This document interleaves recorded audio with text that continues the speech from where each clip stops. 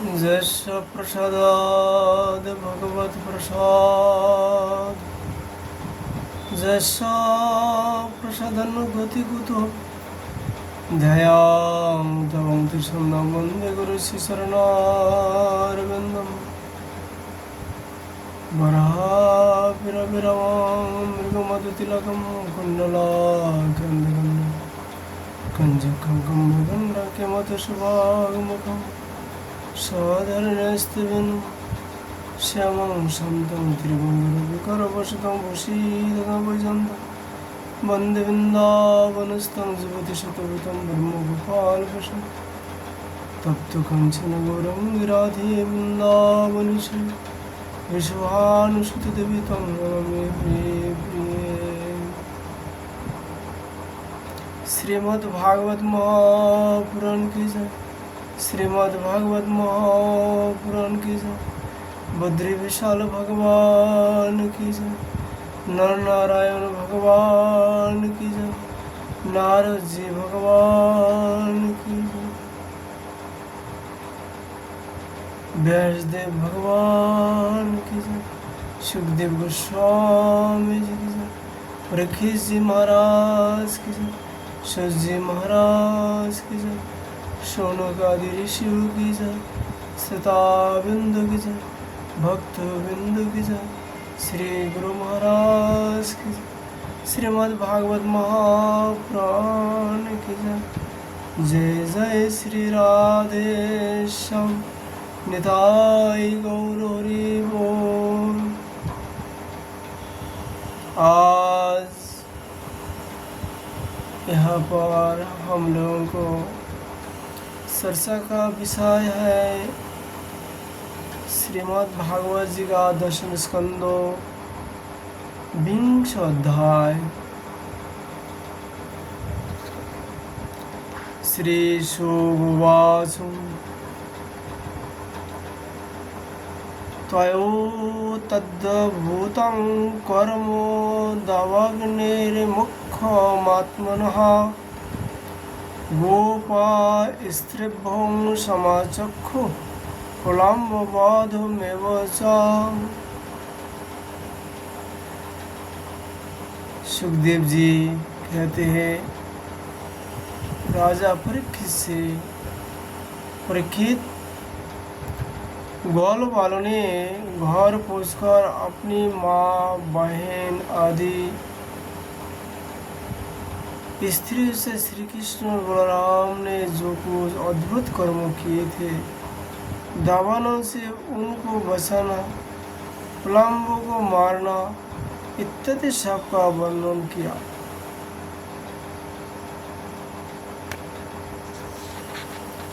बड़े बड़े गोप और गोपियाँ भी राम और श्याम की अलौकिक लीलाएं सुनकर विस्मित हो गई। वे सब ऐसा मानने लगे कि श्री कृष्ण और बलराम के वेश में कोई बहुत बड़े देवता ही ब्रज में पधारे हैं। इसके बाद वर्षा ऋतु का शुभ आगमन हुआ। इस हेतु में सभी प्रकार के प्राणियों की वृद्धि हो जाती है। उस समय सूर्य चंद्रमा पर बार बार प्रकाशमय मंडल बटने लगे। बादल, वायु, चमक, खड़क आदि से आकाश क्षुब्ध सा दिखने लगा।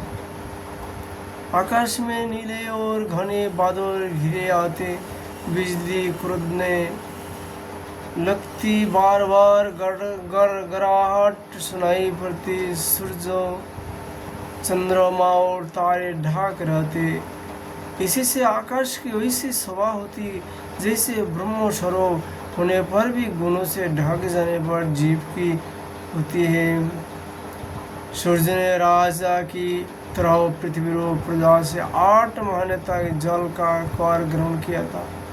अब समय आने पर वे अपनी किरण को से फिर उसे बांटने लगे। जैसे दयालु पुरुष जब देखते हैं कि प्रजा बहुत प्रीत हो रही है, तब वे दया प्रवास होकर अपने जीवन ग्रहण तक निशावर कर देते हैं। वैसे ही बिजली की से शोभायमान घन घोर बादल तेज हवा की प्रेरणा से प्राणियों के कल्याण के लिए अपने जीवन स्वरूप जल को बरसाने लगे। जेठ आषाढ़ की गर्मी से पृथ्वी सूख गई थी और वर्षा के जल से शीतकार वह फिर हरी भरी हो गई। जैसे सकाम भाव से तपस्या करते समय पहले तो शरीर दुर्बल हो गया है, परंतु जब उसका फल मिलता है तब दृष्ट पुष्ट हो जाता है। वर्षा के सायंकाल में बादल से घना अंधेरा छा जाने पर ग्रह और तारका का प्रकाश तो नहीं दिखलाई पड़ता, परंतु जुगनू चमकाने लगते हैं। जैसे कलियुग में पाप की प्रबलता हो जाने से पाखंड मतों का प्रचार हो जाता है और वैदिक संप्रदाय लुप्त हो जाता है। जो मेढक पहले चुपचाप सो रहे थे, अब वे बादल की गरज सुनकर ठर ठर करने लगे। जैसे नित्य नियम से निवृत्त होने पर गुरु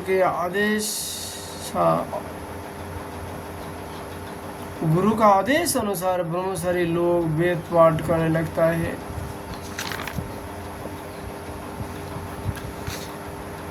छोटी छोटी नदियाँ जो जेठ आषाढ़ में बिल्कुल सूखने को आ गई थी, वे अब उमर घूमकर अपने घेरे से बाहर बहाने लगी।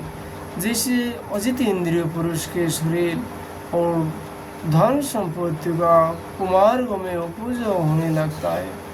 पृथ्वी पर कोई कोई हरी हरी घास की हरियाली थी तो कोई कोई बेर बहुटियों की लालिमा और कोई कोई बरसाती छतरी सफेद कुकुर मूत्रों के कारण वह सफेद मालूम देती थी। इस प्रकार उसकी वैसा स्वभाव हो रही थी मानो किसी राजा की रंग बिरंग की सेना हो।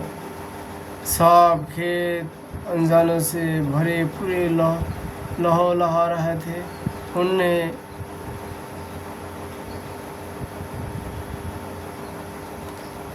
देखकर किसान तो मारे आनंद के फूल न समाते थे, परंतु सब कुछ प्रारब्ध के अधीन है।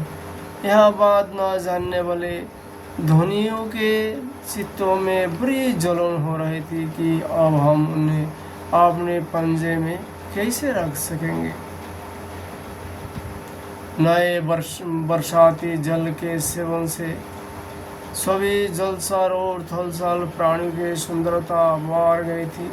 जैसे भगवान की सेवा करने से बाहर और भीतर के दोनों ही रूप श्रृंगार हो जाता है।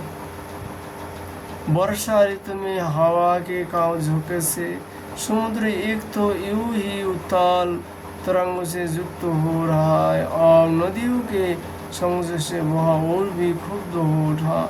ठीक वैसे ही जैसे वासना युक्त जोगी का चित्त विषय का संपर्क होने पर कामनाओं के उभार से भर जाता है। मुसलधारा वर्षा की चोट खाते रहने पर भी पर्वतों को कोई व्यथा नहीं होती थी। जैसे दुखों की भरमार होने पर भी उन पुरुषों को किसी प्रकार की व्यथा नहीं होती जिन्होंने अपना चित्त भगवान को ही समर्पित कर रखा है। जो मार्ग को भी साफ नहीं किए जाते, वे घास के ढक गए और उनको पहचानना कठिन हो गया। जैसे जब द्विजाति वेदों का अभ्यास नहीं करते तो अब काल चक्र में भी उन्हें भूल जाते हैं। यद्यपि बादल बड़े लोकपकारी हैं, फिर भी बिजलियाँ उनमें स्थिर नहीं रहती। ठीक वैसी ही जैसे चपल अनुराग वाली कामिनी स्त्रियाँ गुणी पुरुषों के पास भी स्थिर भाव से नहीं रह सकती। आकाश में गर्जन तर्जन से भर रहा था, उसमें निर्गुण बिना डोरी के इंद्रधनुष के वैसे ही शोभा हुए जैसे शतरज आदि गुणों के खूब से होने वाले विश्व के बखरे में निर्गुण ब्रह्म की। यद्यपि चंद्रमा की उज्जवल चांदनी से बादलों का पता चलता था, फिर भी उन बादलों ने ही चंद्रमा को ढककर शोभाहीन भी बना दिया था। ठीक वैसे ही जैसे पुरुष के आभर से आभाषित होने पर अहंकारों ही उस ढककर प्रकाशित नहीं होने देता। बादल की शुभकामना से मोरों का रोम रोम खेल रहा था। वे अपने कुहू को नृत्यों के द्वारा आनंद उत्साह मना रहे थे। ठीक वैसे ही जैसे गृहस्थी के जंजाल में फांसे हुए लोग जो अधिकारतार तीनों तापों से जलते और घबराते रहते हैं। तीनों ताप है आदि दैवी, आदि भौतिक और अध्यात्मिक, इसका नाम तीनों ताप। भगवान के भक्तों की शुभकामना से आनंद मग्न हो जाता है।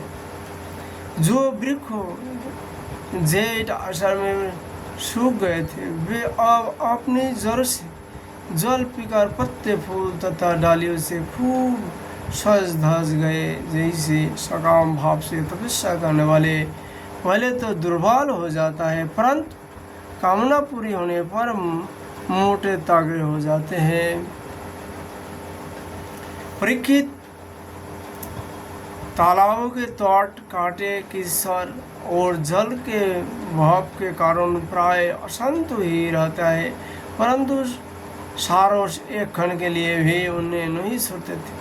जैसे अशुद्ध हृदय वाले विषयी पुरुष काम धंधा की झंझट से कभी छुटकारा नहीं पाते, फिर भी घरों में ही पड़े रहते हैं। वर्षा ऋतु में इंद्र की प्रेरणा से मूसलाधार वर्षा होती है। इसी से नदियों के बाद और खेतों की मेड़ें टूट फूट जाती है। जैसे कलियुग में पाखंडियों के तरह तरह के मिथ्या मतवादों से वैदिक मार्गों की मर्यादा ढीली पड़ जाती है। वायु की प्रेरणा से घने बादल प्राणियों के लिए अमृतमय जल की वर्षा करने लगते हैं। जैसे ब्राह्मणों की प्रेरणा से धनी लोग समय समय पर दान के द्वारा प्रजा की अभिलाषाएं पूर्ण करते हैं। वर्षा ऋतु वृंदावन इसी प्रकार शोभायमान और पके हुए खजूर तथा जमुनों से भर रहा था। उसी वन में भी विहार करने के लिए श्याम और बलराम ने ग्वालवाल और गऊ के साथ प्रवेश किया। कृष्णाय वासुदेवाय हराय परमात्मने प्रणतक्लेशनाशाय गोविंदाय नमो नमः। गौया अपने थाने के भारी भार से कारण बहुत ही धीरे धीरे चल रहे थे। जब भगवान श्री कृष्ण उनका नाम लेकर पुकारते, तब वे प्रेम प्रवास होकर जल्दी जल्दी दौड़ने लगते। उसी समय उनके थाने से दूध की धारा गिरती जाती थी। भगवान ने देखा कि वनवासी भील और भिलनिया आनंद मग्न है। वृक्षों की पंक्तियां मधु धारा उड़ेल रही है। पर्वत से झार झार करते हुए झरने झर रहे हैं। उनकी आवाज भरी मुरली जान पड़ती है और साथ ही वर्षा होने पर छिपने के लिए बहुत सी गुफाएं भी है। जब वर्षा होने लगती तब श्री कृष्ण को भी किसी वृक्ष के गोद में जा खड़र में जा छिपते, कभी कभी किसी गुफा में ही जा बैठते और कभी कंदमूल फल खाकर ग्वाल बाल के साथ खेलते रहते। कभी जल के पास ही किसी चट्टान पर बैठे जाते और बलराम जी तथा ग्वाल बाल के साथ मिलकर घर में लाया हुआ दही भात दाल साग आदि के साथ खाते। वर्षा ऋतु में बेल बसरे और तना के भारी भर से थकी हुई गए थोड़ी ही देर में भर पेट घास चल लेती। भरपेट घास चल लेती और हरी हरी घास पर बैठकर ही आग मूंद कर जुगाली करती रहती। वर्षा ऋतु की सुंदरता अपार थी, वहाँ सभी प्राणियों का सुख पोषा रहती। इसमें संदेह नहीं कि वह ऋतु गाय बैल व श्रेष्ठ सब के सब भगवान की लीला की ही विलास थी। फिर भी उन्हें देखकर भगवान बहुत प्रसन्न होते और बार बार उनका प्रशंसा करते। इस प्रकार श्याम और बलराम बड़े आनंद से ब्रज में निवास कर रहे थे। इसी समय वर्षा बीतने पर शरद ऋतु आ गई। अब आकाश में बादल नहीं रहे, जल निर्मल हो गया, वायु बड़ी धीमी गति से चलने लगी। शरद ऋतु में कमल की उत्पत्ति हो से जलाशय के जल ने अपने स्वच्छता प्राप्त कर ली। ठीक वैसे ही जैसे जो भ्रष्ट पुरुष का चित्त फिर से जोग का सेवन करने से निर्मल हो जाता है। शरद ऋतु आकाश के बादल वर्षा काल के भरे हुए जीव पृथ्वी का किसार और जल के मठ मिलेपन को नष्ट कर देता है। जैसा भगवान की भक्त ब्रह्मचारी गृहस्थ वानप्रस्थ सन्यासियों के सब प्रकार के कष्ट और अशुभों का झटपट नाश कर देते हैं। बादल अपने सर्वसा जल का दान करके उज्जवल कांति से शोभावित होने लगे। ठीक वैसे ही जैसे लोग परलोक स्त्री पुत्र और धन संपत्ति संबंधी चिंता और कामनाओं के परित्याग कर देने पर संसार के बंधन से छूट हुए परम शांत सन्यासी शोभायमान होते हैं। अब पर्वत से कहीं कहीं झरने झरते थे और कहीं कहीं वे अपने कल्याण करे जल को नहीं भी बहाते थे। जैसे ज्ञानी पुरुष समय पर अपने अमृतमय ज्ञान का दान किसी अधिकारी को पुकार देते हैं, वो किसी की नहीं भी करते। छोटे छोटे गड्ढे में भरे हुए जल के जलचर यह नहीं जानते कि इस गड्ढे का जल दिन भर दिन सूखता जा रहा है। जैसे कुटुंब के भरण पोषण में भूले हुए मूर यह नहीं जानते कि हमारी आयु खान खान व क्षीण हो रही है। थोड़े जल में रहने वाले प्राणियों को शरतकालीन सूर्य के प्रखर किरण से बड़े पीड़ा होने लगी। जैसे अपने इंद्रियों के वश में रहने वाला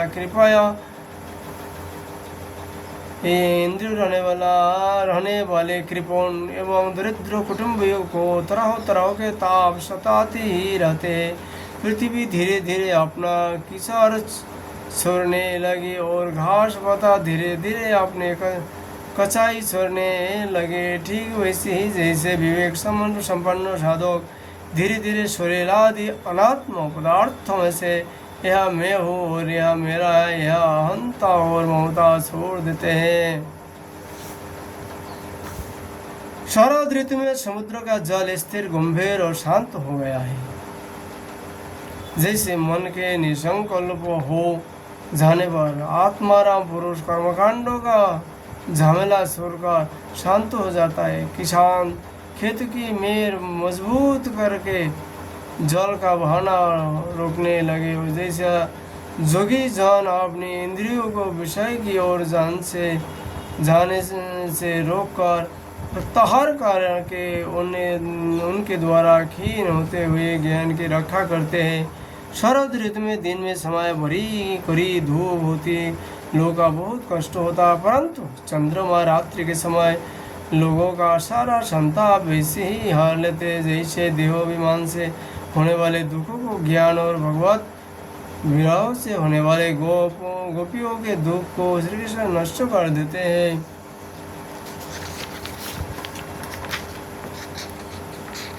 जैसे वेदों की अर्थों को स्पष्ट रूप से जानने वाला सतुगुणी चित्त अत्यंत स्वभाववान होता है, वैसे ही शरद ऋतु में रात के समय मेघों से रहित निर्मल आकाश तारों की ज्योति से जगमगाने लगा।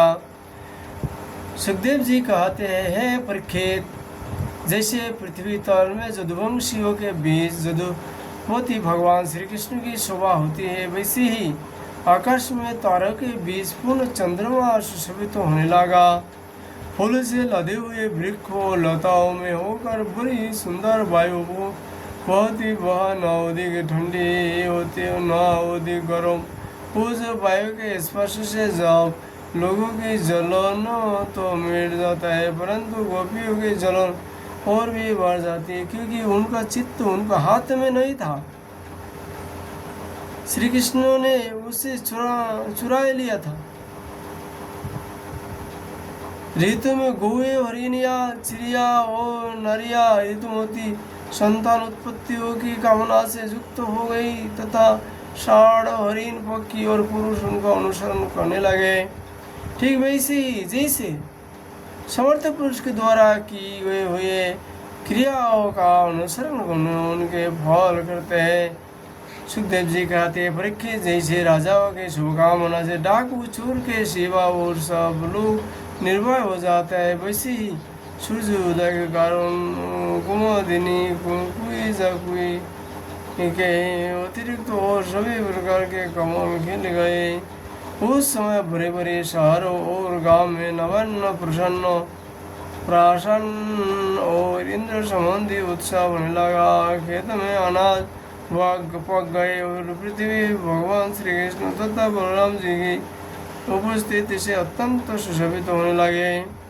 साधना करके सिद्ध पुरुष जैसे समय आने पर अपने देव आदि शरीरों को प्राप्त होते, वैसे ही वैश्यों, सन्यासी, राजा और स्नातक जो वर्ष के कारण एक स्थान पर रोके हुए वहां से चलकर अपने अपने अभिष्ट काज में लग गए। ये श्रीमद् भागवत महापुराण परमहंस संहिता दशम से पूर्वाध्याय नामक 20 अध्याय विश्राम। आज के मत আমরা এখানে आज हम लोग श्रीमद् भागवत जी की कथा यही विश्राम देता हूँ। राधा माधव जी का कृपा होने पर फिर चर्चा करेंगे। राधे राधे।